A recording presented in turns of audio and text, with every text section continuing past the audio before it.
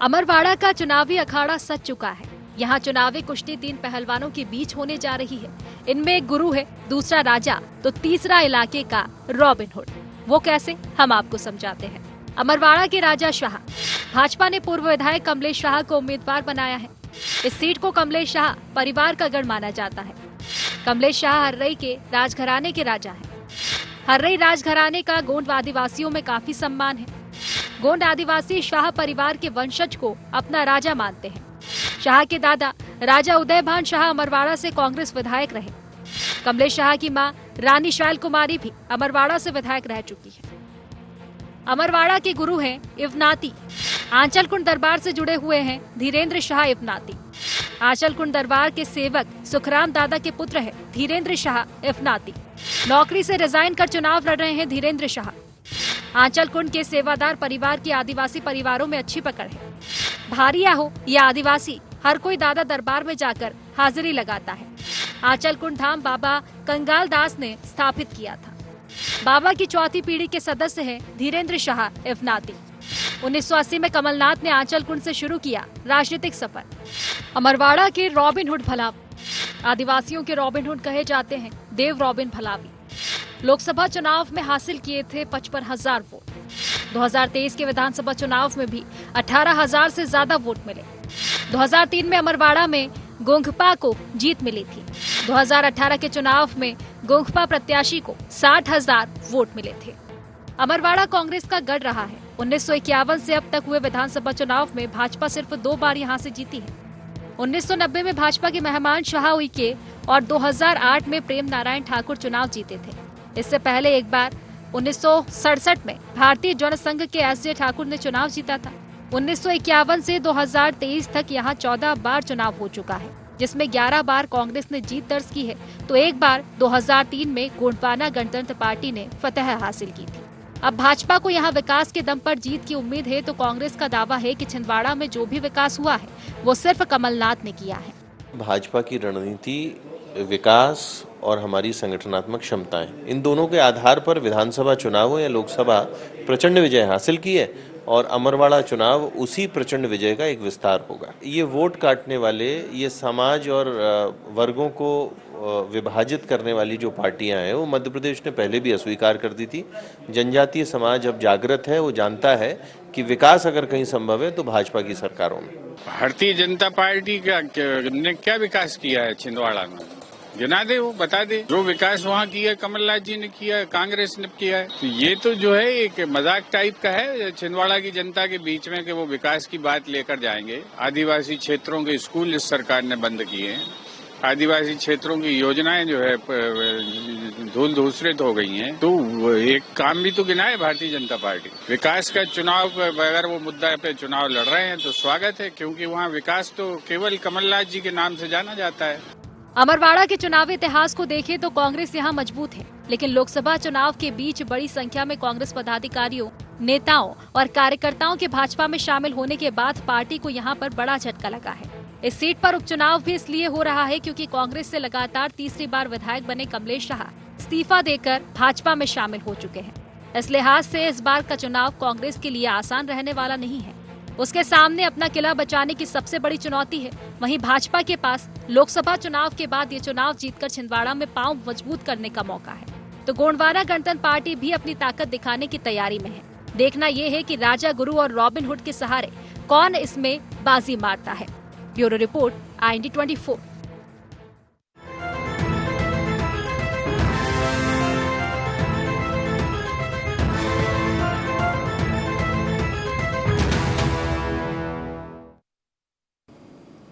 नमस्कार, बहुत स्वागत है आपका इंडिया एजेंडा देख रहे हैं आप। मैं हूं आपके साथ प्रशिता शर्मा। राजा, गुरु और रॉबिन हुड, यहाँ अमरवाड़ा का अखाड़ा अब पूरी तरह सज चुका है। उपचुनाव में त्रिकोणीय मुकाबला है।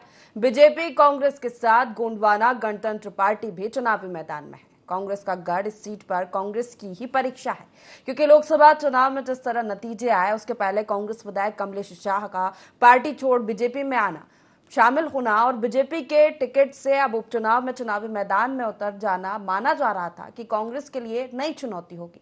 लेकिन कांग्रेस ने धीरेन्द्र शाह पर दाव चला है और ये माना जा रहा है कि धीरेन्द्र शाह कांग्रेस का तुरुप का इक्का है। मैदान में चला गया है, लेकिन सियासी समीकरण बदलेंगे क्योंकि डीजीपी से भलावी चुनावी मैदान में है। किसका दाव चलेगा, इसी पर चर्चा करेंगे, लेकिन जान लेते हैं एजेंडा के पॉइंट्स क्या है।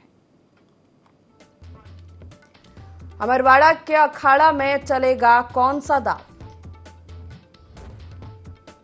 अमरवाड़ा में क्या चलेगा, भाजपा का विकास या कमलनाथ मॉडल? गोंगपा के मैदान में आने से किसे नफा किसे नुकसान? अमरवाड़ा के परिणाम का प्रदेश की सियासत में कितना असर? इन्हीं मुख्य सवालों के साथ चर्चा की शुरुआत करेंगे। खास पैनल हमारे साथ जुड़ गया, परिचय आपका करा देते हैं। मध्य प्रदेश कांग्रेस से पूर्व सांसद प्रताप भानु शर्मा हमारे साथ जुड़ गए, बहुत स्वागत है। मध्य प्रदेश भाजपा प्रवक्ता राजेंद्र सिंह हमारे साथ जुड़ गए, आपका भी बहुत स्वागत है। वरिष्ठ पत्रकार गौरव चतुर्वेदी हमारे साथ जुड़ गए, आपका भी बहुत स्वागत है। राजेंद्र जी, सबसे पहला सवाल आप ही से है कि राजा को तो आप ले आए अपने पाले में, लेकिन कांग्रेस ने गुरु को चुनावी मैदान में उतार दिया और धीरेन्द्र शाह माने जा रहे कि कांग्रेस का तुरुप का इक्का है। ये आप भी जानते हैं, अमरवाड़ा जनता ने विकास को प्रत्यक्ष और शुरुआत की है। लोकसभा चुनाव में भी हमने देखा है, तो अब ये अनवरत ये जारी रहेगा। एक बार आदमी अगर किसी चीज से समझ लेता है, विकास को समझ लिया है, तो उन्हें पता है कि अब हमें आगे क्या करना है। और जहाँ तक कमलेश जी की बात है, वो सामंतशाही हिसाब से आप राजा कह रहे हैं, लेकिन मैं ये कहूँगा कि वो वहाँ की जनता के दिलों पर राज करने वाले एक राजा की तरह हैं, जो दिलों पर राज करते हैं। जब वो कांग्रेस में थे तब भी उनका एक निश्चित प्रभाव और प्रभुत्व था, जिसके कारण वो जीतते थे। और अब भारतीय जनता पार्टी के देवतुल्य कार्यकर्ता, भारतीय जनता पार्टी का बूथ लेवल का मैनेजमेंट और कमलेश जी की लोकप्रियता, इसी त्रिवेणी जो है, ये निश्चित ही एक रिकॉर्ड मतों से उन्हें विजय दिलाएगी। लेकिन एक विपक्ष लगातार ये आरोप लगा रहा है कि एक डील के तहत आप कमलेश शाह को बीजेपी में लेकर आए।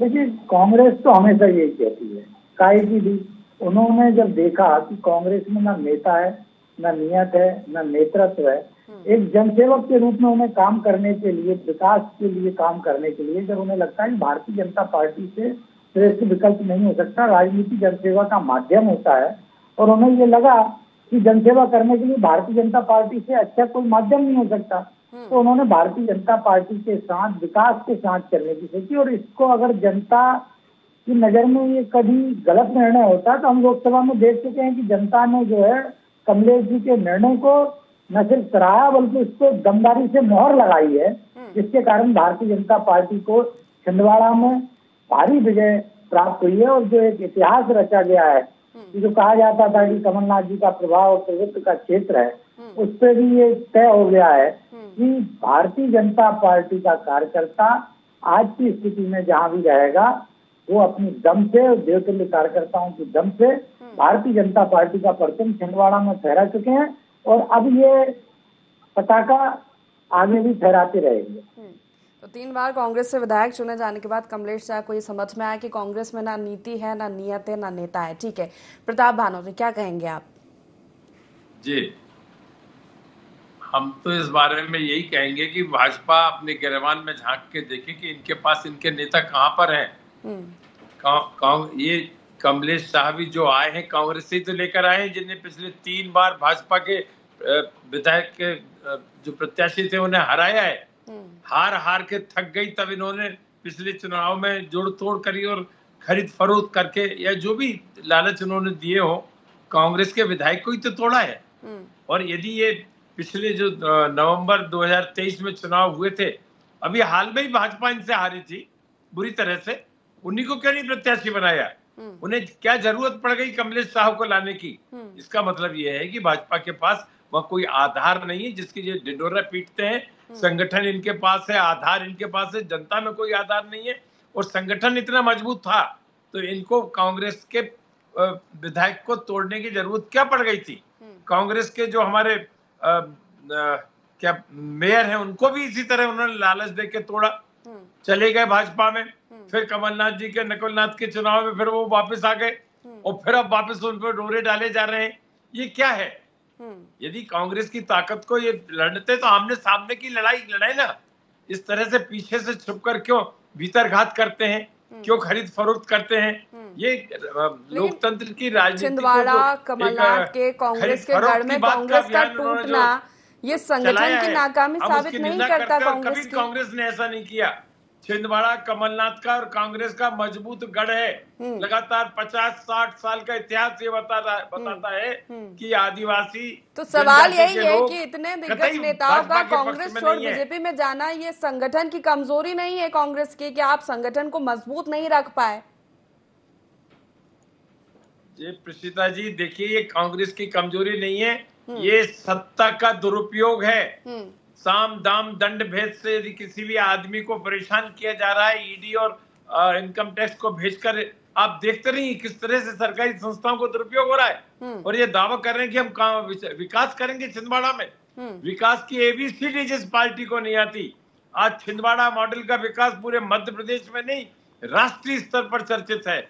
और जो विकास छिंदवाड़ा में इन 40 सालों में कमलनाथ जी के नेतृत्व में हुआ है, ये मध्य प्रदेश का एक जिला लोकसभा चुनाव में नहीं चला। ठीक है गौरव जी की एक प्रतिक्रिया इस पर क्या लगता है? अमरवाड़ा का जो अखाड़ा पूरी तरह सज चुका है, त्रिकोणीय मुकाबला नजर आ रहा है, आरक्षित सीट है और तीनों ही जो कैंडिडेट्स है वो दमदार नजर आ रहे हैं, किसका दाव काम करेगा? देखिए, भले कैंडिडेट दमदार हों, लेकिन असली रॉबिन हुड तो भारतीय जनता पार्टी साबित हुई है। दूसरे दलों के चुने हुए जनप्रतिनिधियों को या उसकी ताकत को हाईजैक कर लेना या अपने दल में शामिल करा लेना और उसके बाद उसे परास्त कर देना, ये भाजपा की शैली बन गई है। और वर्तमान दौर में रॉबिन हुड का ये नया अवतार भारतीय जनता पार्टी में आ गया। ये चुनाव रिश्ता जी ना विकास पर लड़ा जा रहा है, ना कमलनाथ मॉडल पर लड़ा जा रहा है।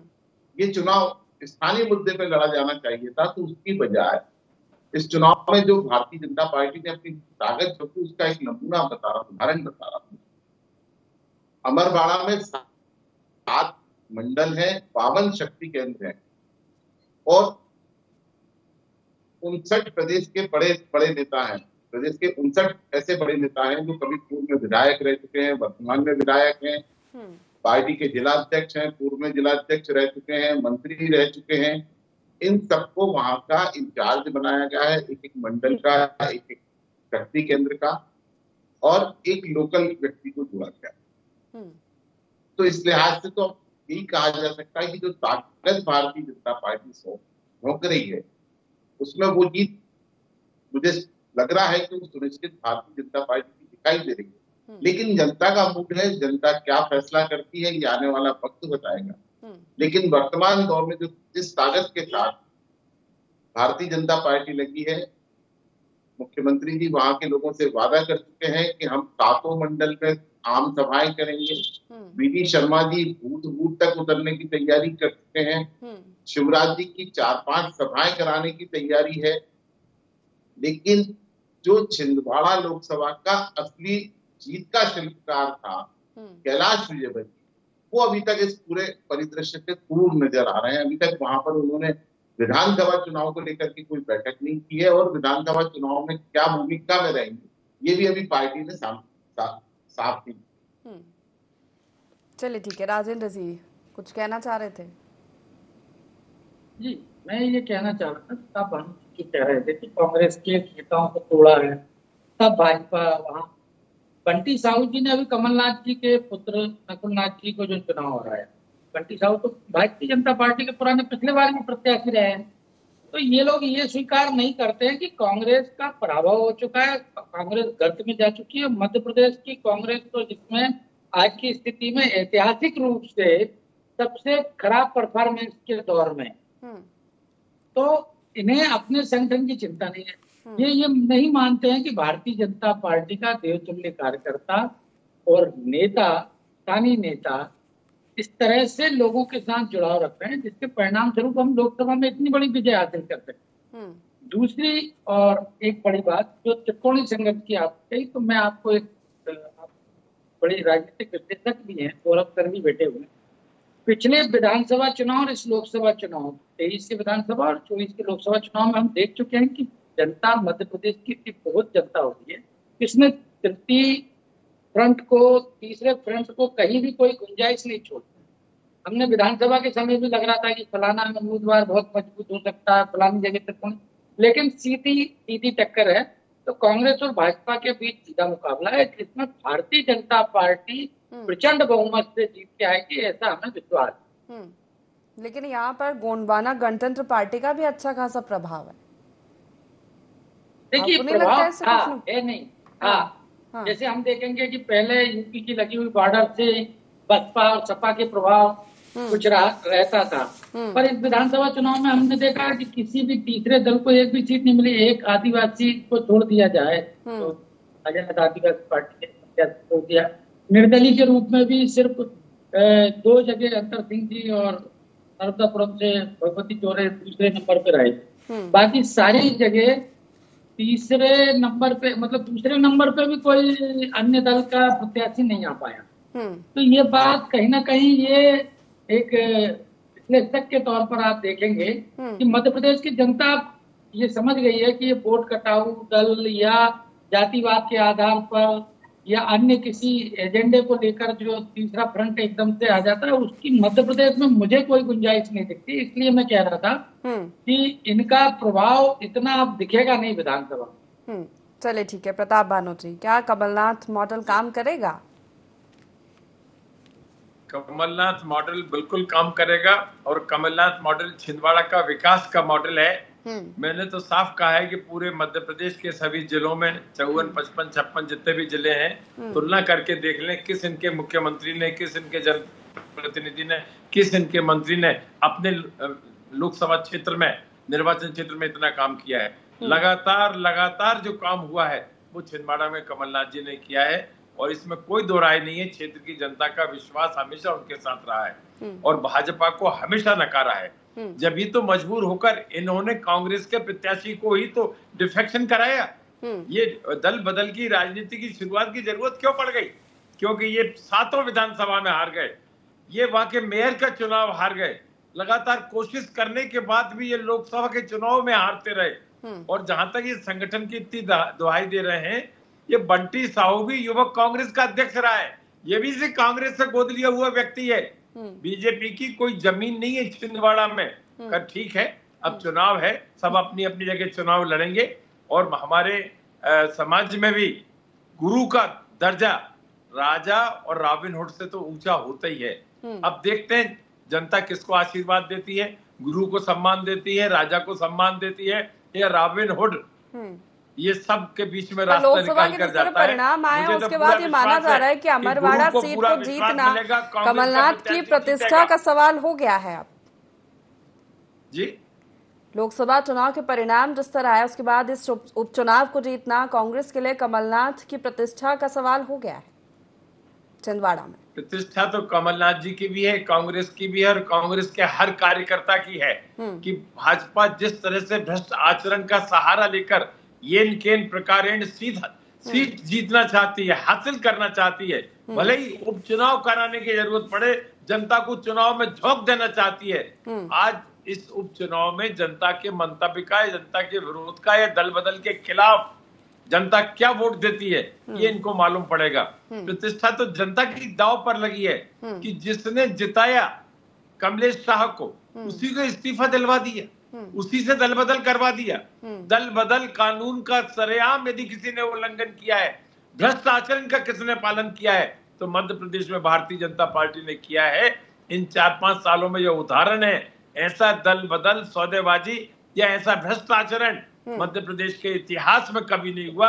इसकी जितनी भर्त्सना की जाए उतना कम है। राजेंद्र जी, ये दल बदल का जो मुद्दा है वो लेकर जाएगी कांग्रेस जनता के बीच, और वो साफ कह रही है कि कांग्रेस की जो जमीनी स्तर है वो कांग्रेस का है, वहां पर बीजेपी का नहीं है। कमलेश शाह को आप लेकर आए, मेयर को लेकर आए, तमाम कार्यकर्ताओं को आपने जोड़ तोड़ कर वहां पर अपना मैदान तैयार किया है। बंटी साहू से लेके आई। प्रताप भानोट जी जैसे सीनियर आदमी है, बहुत सम्मान करता हूँ प्रताप भानोट जी का, ये कह रहे हैं कि दल बदल कानून का उल्लंघन किया। उन्होंने स्पष्ट तौर पर अपनी सदस्यता से इस्तीफा देकर उपचुनाव लड़ने जा रहा है जनता की अदालत में। ये उनके साहस को प्रणाम करता हूं मैं कि एक चुना हुआ विधायक 6 महीने बाद पुनः जनता की अदालत में कि भाई मैं अब भारतीय जनता पार्टी के सदस्य के रूप में आपके सामने आया हूं अब आप मुझे वापस आशीर्वाद दीजिए। तो ये तो कितनी बड़ी डेयरिंग की बात है। क्या कांग्रेस के किसी नेता में इतनी डेयरिंग थी? दूसरा इन्होंने कहा कि उपचुनाव थोपने वाली बात। राहुल गांधी केरल से सीट खाली कर रहे हैं, तो ये उपचुनाव दो जगह से डर के कारण लड़ रहे थे, तो वो उपचुनाव नहीं थोपा था। वहां जनता का पैसा नहीं लग रहा है क्या? वहां कांग्रेस पैसा खर्च करेगी क्या?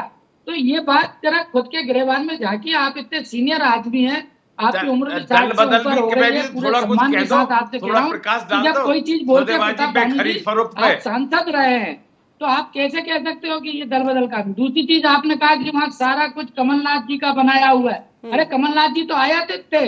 जब 77 में गार्गी शंकर मिश्र जीत गए, इन्हें लगा कि पूरे मध्य भारत की सबसे सुरक्षित सीट है, तब संजय गांधी ने इन्हें यहाँ शिफ्ट किया। ये आयातित नेता थे, क्योंकि इन्हें मालूम था कि सुरक्षित लोकसभा क्षेत्र थी उस समय कांग्रेस की। अब जब हार गए तो अब देखिएगा कि ये कितनी जल्दी कमलनाथ जी वहां से पलायन भी करते हैं। क्या गार्गी शंकर मिश्रा के हिस्से को, जिन्होंने इतनी बड़ी सफलता दी थी कांग्रेस को 77 में, जब पूरे मध्य भारत में सारी सीटें कांग्रेस हार गई थी, इंदिरा गांधी चुनाव हार गई थी, तब जीतने वाले गार्गी शंकर मिश्रा आज कहाँ है? उनकी विरासत को आपने छीना है, उस पर अतिक्रमण किया है कमलनाथ जी ने। ये आरोप तो आप पर, ये आरोप तो आप पर लगा रहे कि बीजेपी की तो कोई जमीन है ही नहीं वहां पर, जो है वो कांग्रेस का है, उसी को जोड़ तोड़ कर आप अपनी जमीन तैयार कर रहे हैं। एक विधायक के आने से प्रतीक्षा जी पूरी लोकसभा सीट हार सकते हैं क्या? अगर ऐसा है तो फिर तो कमलनाथ जी का प्रभाव और भी मैं ज्यादा मानता हूं कि कम होगा, कि अगर एक विधायक सिर्फ शाह साहब के जाने से, कमलेश जी के जाने से वो लोकसभा हार गए, ठीक है, तो इससे बड़ी बात क्या होगी? मतलब वो तो कमलनाथ जी से बड़े नेता हैं। ठीक है, इसका जवाब दूंगा। इससे पहले गौरव जी की एक प्रतिक्रिया, गोंडवाना गणतंत्र पार्टी भी चुनावी मैदान में है, अच्छा खासा प्रभाव रखती है, भले ही दोनों राजनीतिक दल नहीं माने। कांग्रेस के कैंडिडेट मैदान में उतारने से पहले ये भी चर्चाएं थी कि हो सकता है गोंडवाना गणतंत्र पार्टी के साथ चुनावी मैदान में कांग्रेस जाए, लेकिन हालांकि अब त्रिकोणीय मुकाबला नजर आ रहा है। कितना नफा कितना नुकसान हो सकता है इसका? देखिए, नफा और नुकसान की बात तो ये है कि क्योंकि गोंडवाना का विधायक पहले भी रहा है उस क्षेत्र से, वहां उनका अंतर है, इतने वोट लेकर, अच्छे खासे वोट लेकर भी आए, तो ये जनता का फैसला है, जब जनता क्या फैसला करेगी। लेकिन मैं आपको बिल्कुल बात बता दूं कि कल जो वहां पर सभा हुई उसमें 80% मंच पर बैठे हुए लोग कांग्रेसी थे। जो देवदुर्लभ कार्यकर्ताओं की बात हो रही है, वो देवदुर्लभ कार्यकर्ता सामने दरी पर बैठा हुआ था, और जो 80% जो कांग्रेस से आयतित नेता है वो उन सबका मंच पर कब्जा था। और प्रेषिता जी, ये चुनावी इतिहास में अमरवाड़ा में पहली बार उपचुनाव हो रहा है, और ये पहली बार जो उपचुनाव हो रहा है वो डॉक्टर मोहन यादव के सीएम कार्यकाल का भी पहला उपचुनाव है। और ये जो सबसे बड़ी प्रतिष्ठा है जो आप बात कर रहे हैं कि राजा गुरु और रॉबिनहुड, तो इन तीनों के अलावा जो सबसे बड़ी प्रतिष्ठा दांव पर लगी हुई है वो प्रतिष्ठा डॉक्टर मोहन यादव की लगी हुई है। और कमलनाथ जी का जो इंटरेस्ट वाली बात आप कह रही थी, कमलनाथ जी अभी तक वापस अपने क्षेत्र में नहीं गए हैं, और वो 1 तारीख के आसपास बाहर से लौटेंगे। अगर वो गंभीर होते या वो कमलनाथ मॉडल पर चुनाव लड़ने की बात कर रहे होते तो अभी मैदान में होते। ऐसी ही हालत प्रदेश कांग्रेस अध्यक्ष जीतू पटवारी, दोनों अभी तक अमरवाड़ा के लोगों, कार्यकर्ताओं के साथ कोई संपर्क नहीं कर पाए। ये तो पार्टी ने प्रत्याशी घोषित किया है धीरेन्द्र शाह बनाती को, लेकिन जो प्रदेश के नेता है, प्रमुख नेता है, कमलनाथ छिंदवाड़ा के प्रमुख नेता है, वो दोनों नदारत है। प्रताप भानु जी, प्रदेश स्तरीय संगठन इंटरेस्ट नहीं ले रहा है? चतुर्वेदी जी को बताना चाहूंगा कि ठीक है, कमलनाथ जी बाहर है, प्रदेश अध्यक्ष जीतू पटवारी कल जा रहे हैं, विपक्ष के प्रतिपक्ष के नेता हमारे कल वहां जा रहे हैं, सज्जन वर्मा वहां जा रहे हैं, जो वहां के छिंदवाड़ा के प्रभारी संगठन में बनाए हैं वो वहां जा रहे हैं। तो कल 4-5 लोग कल वहां जाके अपने कांग्रेस प्रत्याशी का पर्चा दाखिल करवाएंगे, कार्यकर्ताओं की मीटिंग करेंगे, जुलूस निकालेंगे, आम सभा करेंगे। अब आज से सक्रियता चालू हो गई है, ऐसा नहीं है। आते आते कमलनाथ जी भी आ जाएंगे। चुनाव तो कार्यकर्ता लड़ाएगा, नेतृत्व उनका रहेगा। और पीसीसी के जो अध्यक्ष जीतू पटवारी हैं, उन्होंने कल जाने का प्रोग्राम जारी कर दिया है, मुझे मालूम है, और ये आ गया शब्द कल पेपर में भी आ जाएगा चतुर्वेदी जी। इसलिए हम लोग बिल्कुल जागरूक हैं, कार्यकर्ता चुस्त है, नेतृत्व भी चुस्त है और पटवारी जीतू पटवारी बराबर इसको जीतू पटवारी चुनौती की के रूप नई में टीम की स्वीकार कर रहे परीक्षा हैं। होगी। ये हमारे जो जो उपचुनाव है प्रतिपक्ष के प्रताप नेता हैं भानु वो भी जी, बराबर मिलके इस काम को कर रहे हैं। पूरा संगठन एकजुट खड़ा है। हमारे जो सज्जन वर्मा है वो भी उस क्षेत्र से लगातार जुड़े रहते हैं, वो भी सक्रिय होकर लगे हैं। इसलिए कहीं कोई कमी नहीं है काम करने। इस चुनौती को ये स्वीकार माना जा किया रहा है है कि उपचुनाव जीतू पटवारी की नई टीम की परीक्षा होगी। प्रताप भानु जी, इस पर आपका कमेंट भाजपा ने चाहूंगी। कुछ नहीं किया इन 40 साल में, उनका कैरेक्टर हम एक्सपोज करेंगे। प्रताप भानु जी, जीतू पटवारी की नई टीम की परीक्षा माना जा रहा है इस उपचुनाव को। हर चुनाव परीक्षा होती है। जहां जीतू पटवारी की परीक्षा है वही मोहन यादव की भी परीक्षा है। और जो युवा वर्ग है वो जीतू पटवारी के साथ खड़ा है। पूरी मध्य प्रदेश कांग्रेस एकजुट होकर इस चुनाव को लड़ेगी। कमलनाथ जी के नेतृत्व में लड़ेगी। इसमें कोई एकजुटता दिखानी पड़ेगी। हम ठीक है, समय की कमी है। आखिरी कमेंट राजेंद्र जी से छोटा सा, फिर चर्चा को समाप्त करेंगे। राजेंद्र जी। देखिए प्रतीक्षा जी, आपने कहा कि जीतू पटवारी की परीक्षा है, तो अभी हम परीक्षा के परिणाम देख चुके हैं लोकसभा चुनाव में। उनकी खुद की लोकसभा में देश में सबसे ज्यादा वोट से कांग्रेस हारी है। एक चीज। दूसरी चीज, 29 की 29 सीट हार चुके हैं। ये जीतू पटवारी जी वो है जो खुद के चुनाव में ही हारे थे और ये कहते थे कि पार्टी जाए तेल लेने। तो जिस व्यक्ति का संगठन के प्रति इतनी निष्ठा होगी, जो कहता है कि पार्टी जाए तेल लेने, आप तो मुझे देखिए, उस व्यक्ति के नेतृत्व में कांग्रेस किस तरह से चल रही है ये जनता भी देख रही है और हम भी देख रहे हैं। पूरे प्रदेश में जो कांग्रेस की दुर्गति हो रही है, ये कह रहा है कि युवा वर्ग उनके साथ है। हम देख चुके हैं कितना वर्ग उनके साथ है।